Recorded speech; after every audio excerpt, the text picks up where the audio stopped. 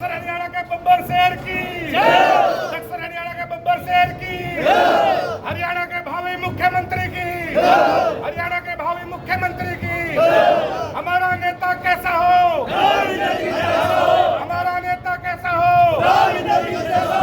मानेसर नगर निगम doctor Indrajit Yadav की। Sir कुछ लोग कह रहे हैं कि हम आने नहीं देंगे इनको बीजेपी में। देखो वो तो भारतीय जनता पार्टी के शीर्ष नेतृत्व के ऊपर है और भारतीय जनता पार्टी जब आज के दिन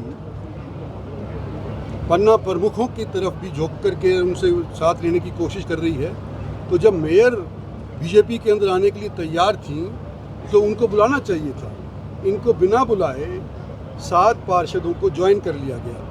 मेरे को भी इतला इस बात की नहीं थी कि भाई इनको बुला करके ज्वाइन करवा लिया जाएगा। नमस्कार, आप देख रहे हैं दैनिक साथी हरियाणा। साथियों, दक्षिण हरियाणा में चल रही खींचतान अब खुलकर सामने आने लगी है। मानेसर में भाजपा उम्मीदवार सुंदरलाल यादव को हराकर निर्दलीय मेयर बनी डॉक्टर इंद्रजीत यादव के कार्यालय का उद्घाटन करने शुक्रवार को केंद्रीय मंत्री राव इंद्रजीत सिंह निगम दफ्तर पहुंच गए। इस दौरान राव के पक्ष में भावी सीएम के नारे भी लगे। डॉक्टर इंद्रजीत भले ही कमल के सिंबल पर न जीती हों, लेकिन लोगों की राय से तो जीती ही है, यह कहकर राव सफाई देते हुए भी दिखाई दिए। वहीं डॉक्टर इंद्रजीत को भाजपा में शामिल नहीं करने पर अपनी ही पार्टी के नेताओं को नसीहत भी दे डाली।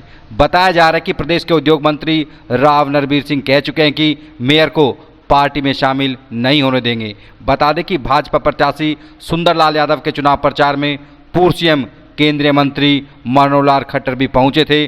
बावजूद इसके सुंदरलाल मानेसर मेयर का चुनाव हार गए थे।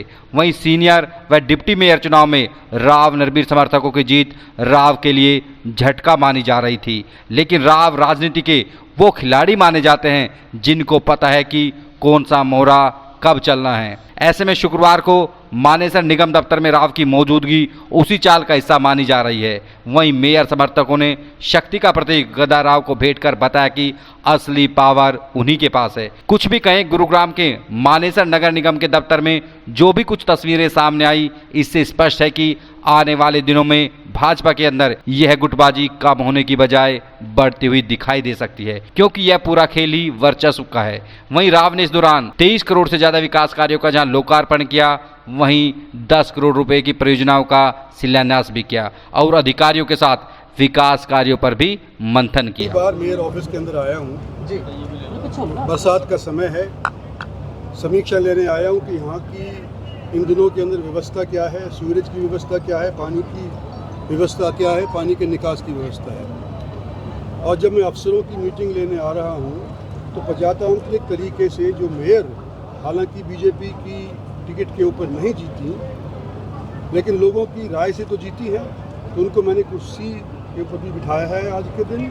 और मैं समझता हूँ कि आने वाले समय के अंदर जैसे और लोग भारतीय जनता पार्टी की टिकट के ऊपर ना जीते हुए भी पार्टी के अंदर शामिल कर लिए गए थे क्योंकि वो जीत गए थे, आने वाले समय के अंदर मेयर साहिबा भी भारतीय कितने दिन में उम्मीद करें डॉक्टर इंद्रजीत यादव की? वो देखो, वो मेरे हाथ में नहीं है, लेकिन मेरी भी बात चली है और ये भी खुद मिल चुकी हैं बड़े बड़े भारतीय जनता पार्टी के नेताओं से, तो उनका सकारात्मक रवैया रहा है और मैं उम्मीद करता हूँ कि जल्द से जल्द इनको बीजेपी के फोल्ड के अंदर हम शामिल कर लेंगे। सर कुछ लोग कह रहे हैं कि हम आने नहीं देंगे इनको बीजेपी में। देखो वो तो भारतीय जनता पार्टी के शीर्ष नेतृत्व के ऊपर है और भारतीय जनता पार्टी जब आज के दिन